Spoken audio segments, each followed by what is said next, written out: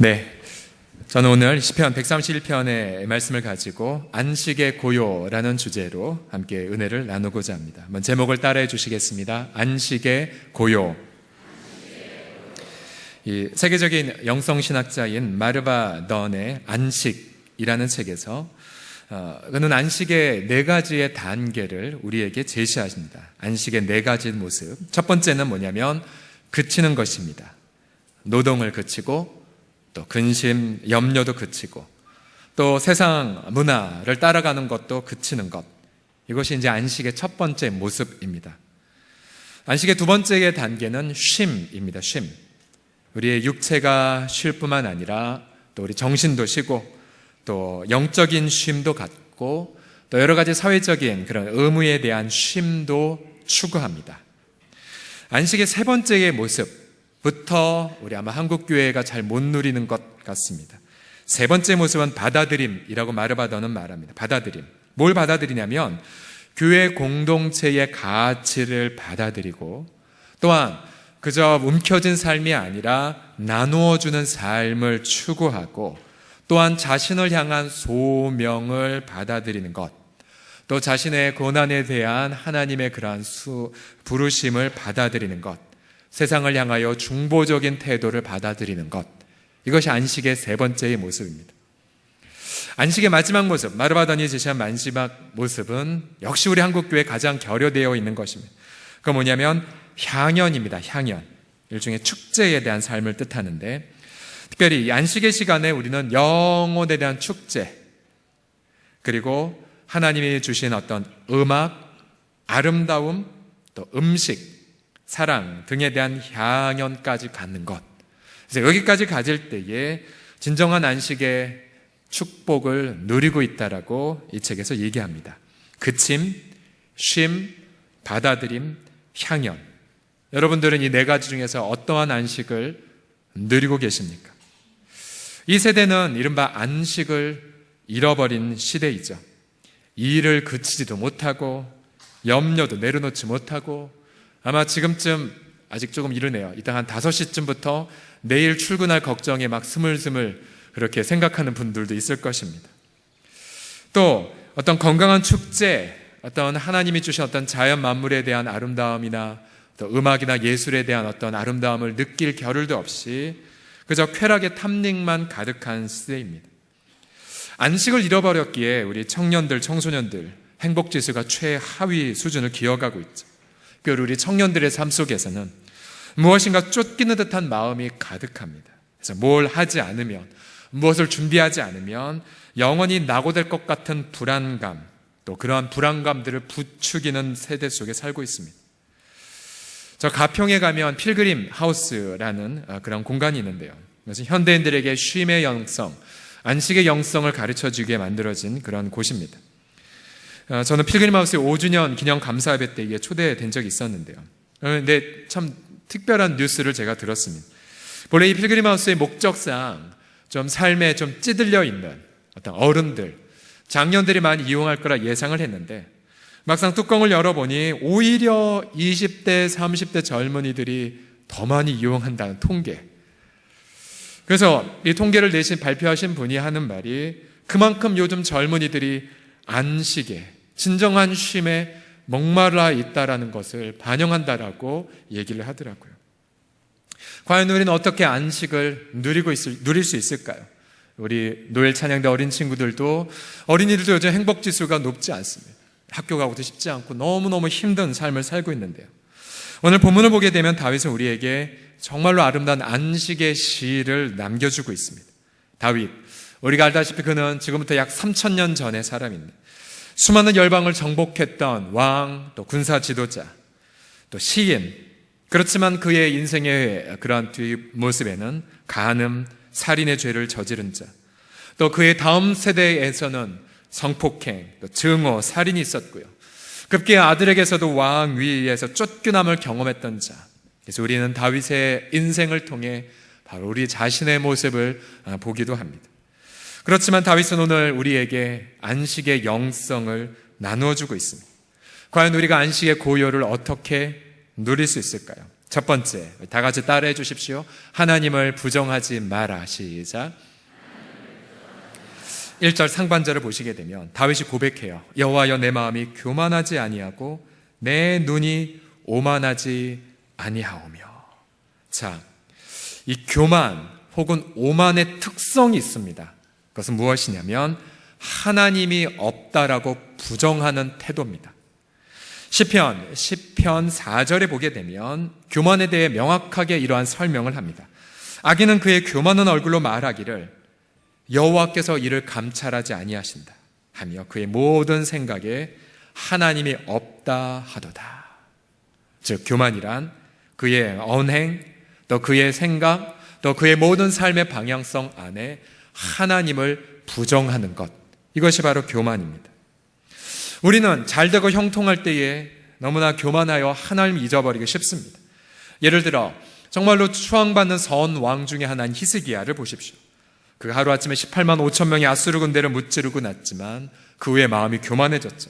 그래서 역대하 32장 25절에 보게 되면 히스기야가 마음이 교만하여 그 받은 은혜를 보답하지 아니함으로 진노가 그와 유다와 예루살렘에 내리게 되었다라고 말합니다. 히스기야도 형통하자 자신도 모르게 하나님이 행하셨던 은혜를 잊어버리고 본인만 남은 내가 이것을 했다라고 하는 교만의 범죄 속에 들어간 것입니다. 형통할 때 우리는 교만하기 쉽지만 또 우리는 고통할 때에도 하나님을 부정하기 쉽습니다. 예를 들어 엘리야를 보십시오. 엘리야가 살해 위협을 받자 광야로 도망가서 자신을 죽여달라라고 애원하죠. 하나님이 그런 엘리야에게 뭐라고 응답하셨습니까? 내가 이스라엘 가운데에 7,000명을 남겨두었다. 너 하나님이 없다라고 지금 단정하고 있지? 아니야. 난 지금 너가 의식하지 않고 있지만 나는 신실하게 일하고 있어. 이것을 엘리야에게 가르쳐 주셨습니다.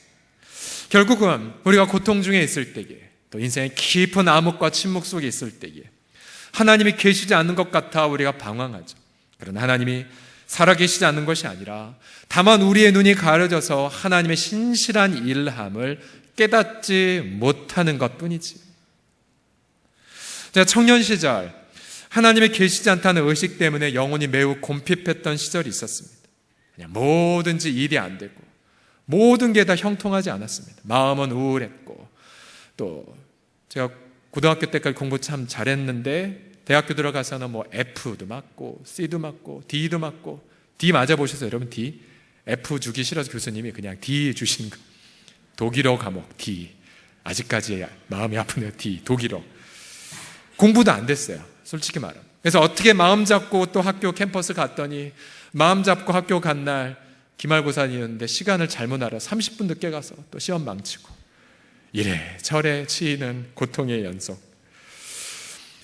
근데 그때 오늘 캠퍼스를 걷고 있는데 이런 마음이 들었습니다. 예수님께서 십자가에서 나의 하나님 어찌하여 나를 버리셨나이까.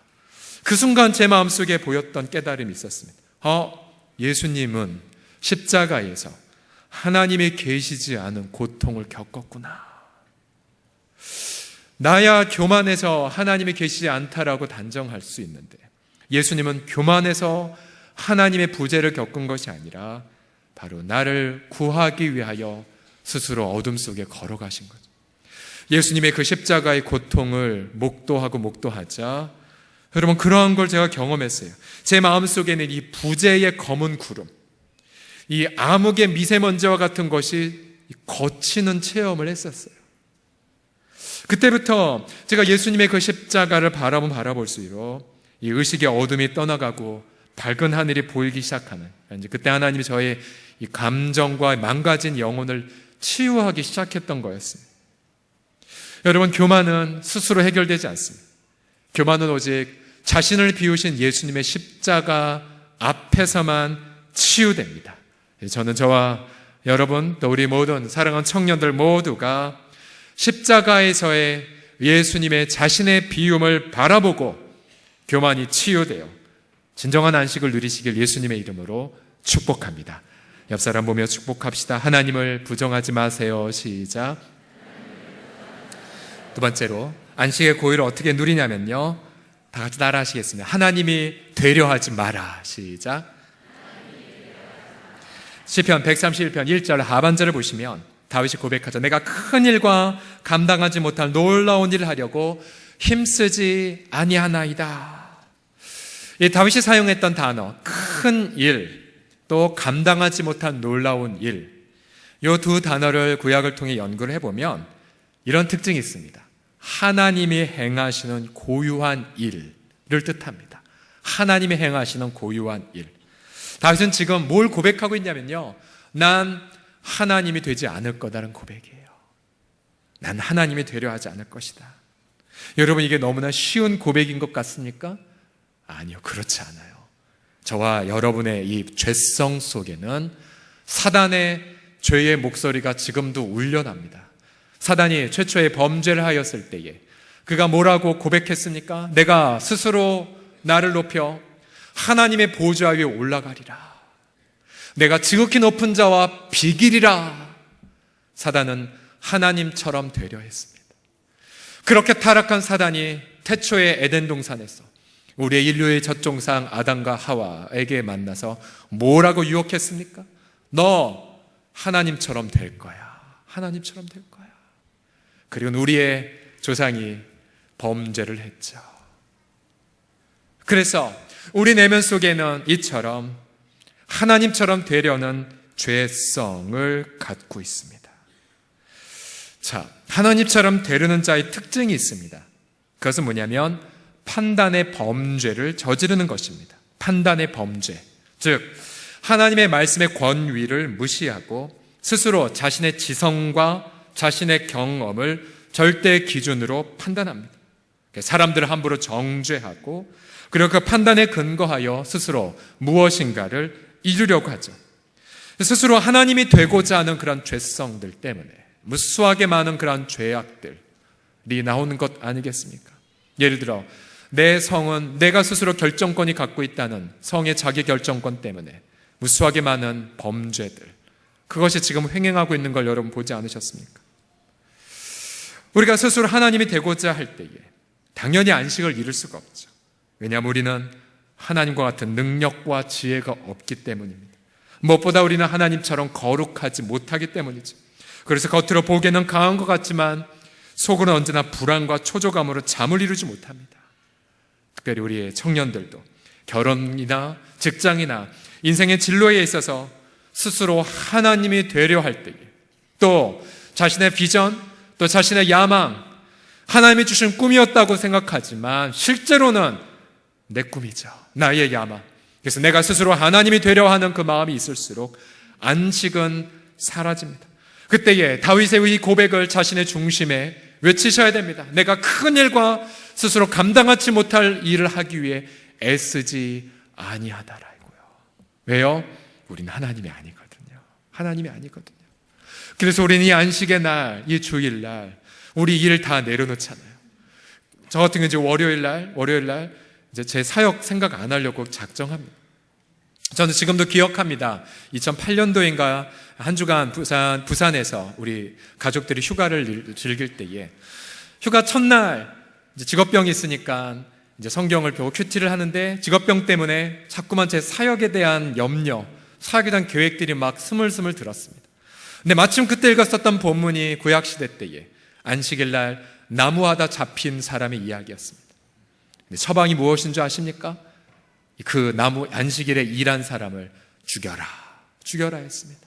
제가 그 본문 읽으면서 이런 깨달음이었어요. 경찰아, 너 쉬는 날 안식의 날 일 생각하면 너도 죽는다라는 거. 그래서 알겠습니다. 내려놓겠습니다. 그러나 내려놓는 게 더 어려웠어요.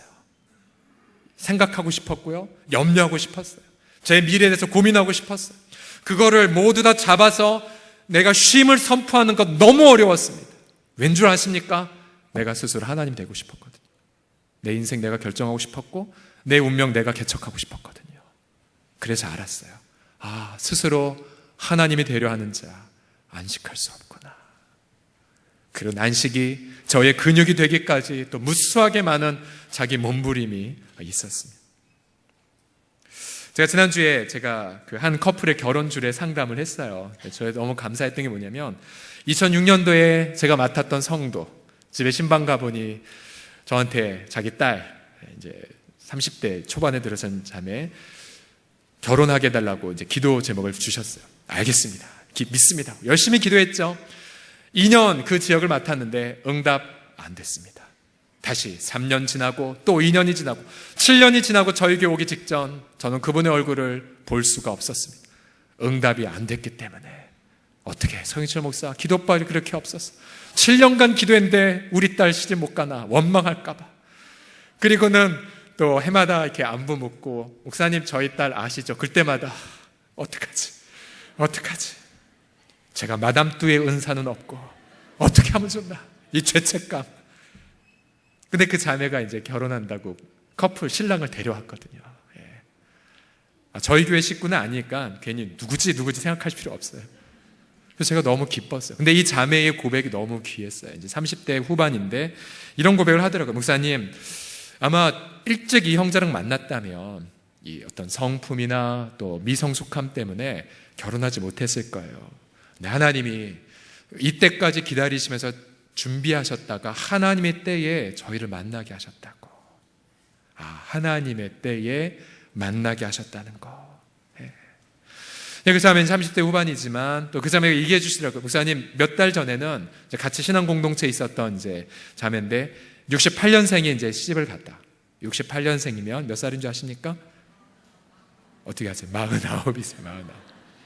제가 아는 가장 나이 많으신 분은 제가 또 이 얘기할 때마다 우리 자매들이 그 목사님 제가 40대까지 기다릴 말입니까? 이렇게 할까봐. 그런 뜻은 아니에요. 우리 자매들 괜히 오해하지 마세요. 제가 아는 가장 나이 많으신 분은 이제 55세, 56세죠. 처녀 전도사님. 제가 위임식 하던 그날 시집 가신 분이세요. 은퇴하시고 시집 가셔서 파키스탄에 이제 선교사로 가셨습니다. 제가 뭘 말씀드리냐면 우리의 인생 하나님의 타이밍이 있다는 것이 하나님의 때. 우리 청년들은 주변에서 그러잖아요. 너 지금 한 달, 1년 얼마나 소중한데. 근데 여러분 그 얘기요 반만 들으세요. 여기 계신 우리 인생 선배들 다 우리 솔직히 다 경험했잖아요. 학교에서 공부 지지를 못했지만 굶어 죽으셨습니까? 혹은 우리 특별히 어르신들 이제 6월달이니까 이제 여러 가지 민족의 고통 다 겪으셨잖아요. 전쟁, 그죠? 정말 초고모피하던 시절, 6.25 때문에 학교도 못 다니신 시절. 근데 그것 때문에 인생 낙오했냐 말입니까? 그렇지 않았어요. 요즘 들어서 안 믿는 분들조차도 자신의 인생을 어프시키고 1개월 아니면 1년 정도 가족과 함께 세계의 외람을 떠나시는 분들이 많으세요. 근데 그분들의 여행기를 보면은 너무나 얻는 것이 많다라는 이야기를 하세요. 안 믿는 분들조차도 자신의 삶 속에서 안식을 가져다 주는 그런 귀한 가치들을 누리고 있다면 우리 예수 믿는 우리들은 얼마나 그 안식을 하나님의 때에 하나님의 스케줄로 내 인생을 맡기는 그 삶이 얼마나 가치가 있을까요? 우리 사랑하는 우리 성도님들, 저도 그렇고 여러분도 그렇고 여러분 인생 낙오될까봐 또 내 인생 뒤처질까봐 초조해하지 마십시오. 스스로 하나님이 되려 하지 마십시오. 주님은 지금도 자신의 계획을 좇아 우리 인생을 너무나도 아름다운 걸작품으로 빚어가실 줄을 믿습니다. 옆사람 보면 이렇게 고백해 주세요. 당신은 아름다운 하나님의 걸작품으로 빚어져 가고 있습니다라고. 시작. 당신은 아름다운 하나님의 걸작품으로 빚어져 가고 있습니다. 또 이렇게 말하겠습니다. 하나님이 되려하지 마십시오라고. 시작. 하나님이 되려하지 마십시오. 마지막 안식의 고유를 어떻게 누리냐면요, 다 같이 따라 하시겠습니다. 하나님만으로 만족하라. 시작. 네. 2절을 보시면 실로 내가 내 영혼으로 고요하고 평온하게 하기를. 의지적 결단이죠. 의지적 결단. 하나님 부정의 의식을 몰아내고 스스로 하나님이 되려 하지 않고 그러면서 결단하기를 내 영혼으로 고요하고 평온하게 하기를. 무엇과 같이 했냐면 젖된 아이가 그의 어머니 품에 있음 같게 하였나니 내 영혼이 젖된 아이와 같도다. 여러분 우리 어린 유아들, 영아들, 그 아이들이 엄마 품에서 젖을 흠뻑 먹고 나서 잠들었을 때 여러분 그 표정 보셨습니까?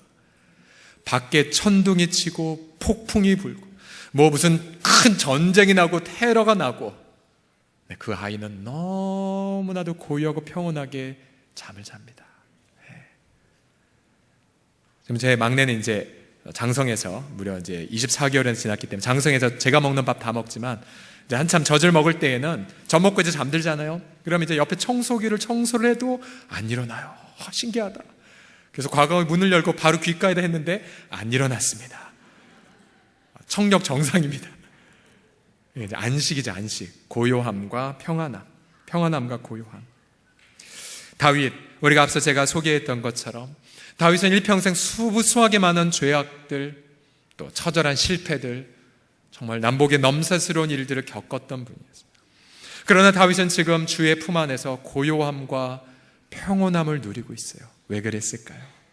그것은 다윗이 하나님이 부어주시는 그 은혜, 자신의 그 무수하게 머리털보다 많은 죄악들을 사해 주셨고, 자신의 정말로 부끄러운 그 수치들을 덮어주셨고, 자신이 그저 막내 아들로 태어나서 형들에게 괄신나 받고 자랐지만 그러나 양떼를 따르는 자에서 부름을 받아서 정말로 일평생 추구할 가치를 깨닫게 하셨고, 하나님이 자신에게 영으로 부어주셨고, 그리고 하나님을 찬미케 하셨고, 그 고통에 정말 원통하고 빚진 자들만 가득했던 아둘람 시절에서도 하나님은 자신과 동행하셨고, 하나님의 은혜, 그 은혜 때문에 다윗은 만족하며 영혼의 안식을 누리고 있습니다.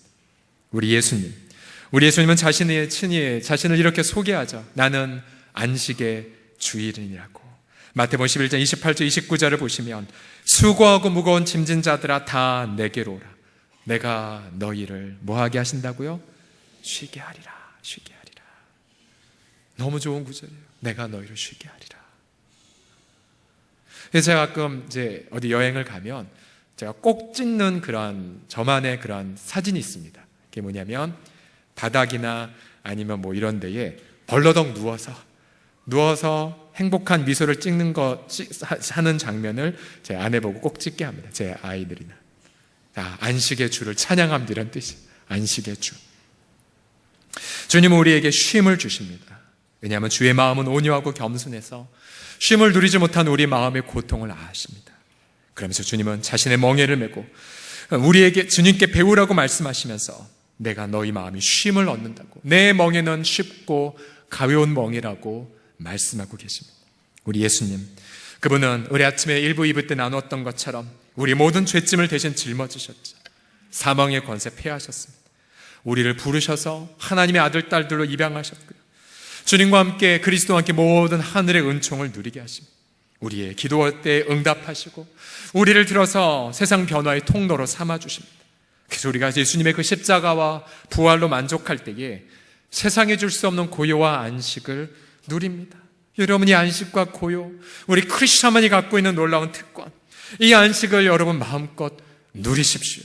그저 그침 쉼에서 넘어가서 향연 그리고 아름다운 인생의 고요함을 향하여서 담대하게 나아가십시오. 때론 안식을 위하여 과감하게 자신의 일을 내려놓고, 때론 안식을 위하여서 자신의 모든 것들을 그렇게 끊어놓은 채 주님과의 그 관계의 특별한 은혜만을 만끽하십시오. 이제 우리 청년 공동체는 얼마 안 있으면 방글라데시로 가는 한 자매를 단기 선교사로 파송합니다. 단기 선교사로 가는 자매, 오랫동안 기도하고 이제 1년을 주님 앞에 헌신했습니다. 그러나 이 자매는 정말로 힘든 십자가의 길을 가는 것이 아닙니다.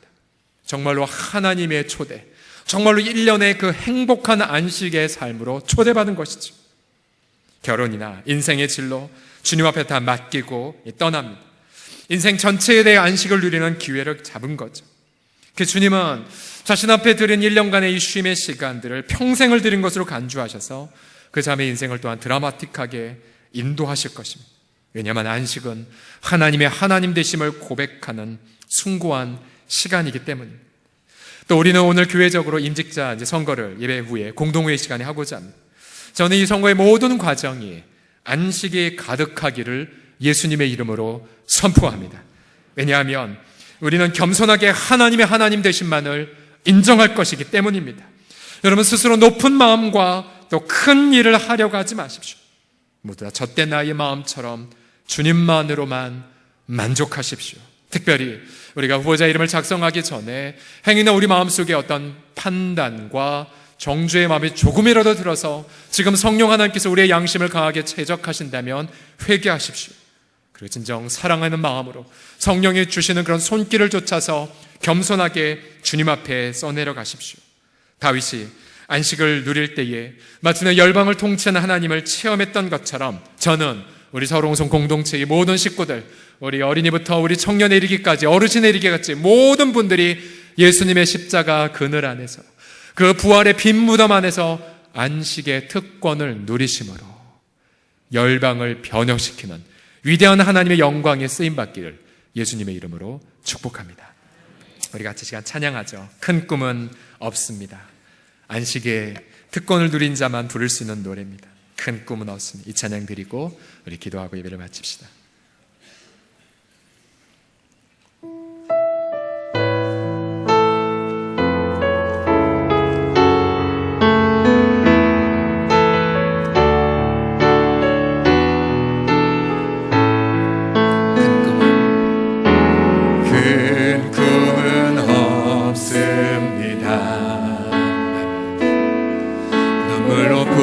신하들 세상을 뒤덮진 않아도 여전히 충분합니다.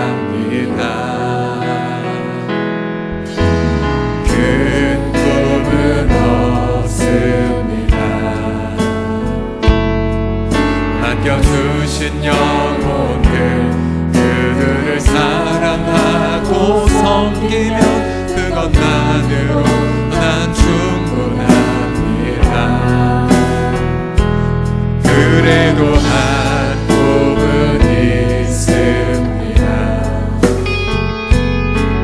생명의 말씀을 하고 어른들 하는 사는 이들 그날의 꿈을 꿉니다. 한 꿈은 있습니다. 한 꿈은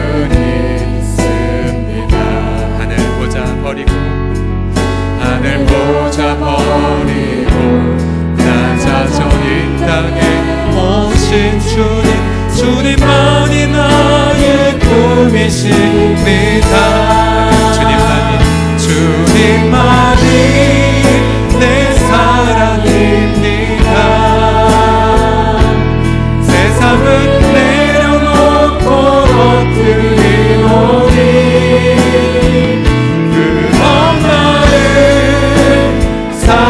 사용하시는 주님만이 나의 꿈이십니다. 다시 한번 처음부터 고백합시다. 큰 꿈은 없습니다. 큰 꿈은 없습니다.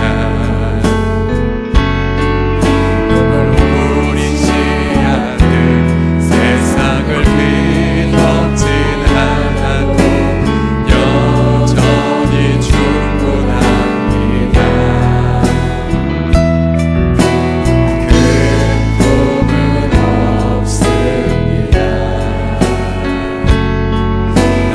주신 영혼들 그들을 사랑하고 섬기며 그것만으로 난 충분합니다. 그래도 한 꿈은 있습니다.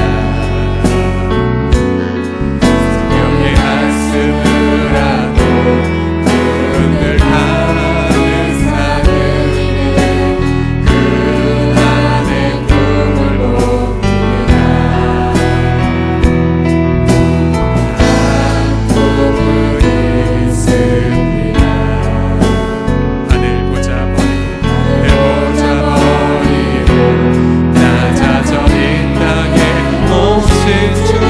주님만이 나의 꿈이십니다. 주님만이 내 사랑입니다. 세상을 내려놓고 엎드리노니 그런 나를 사용하시는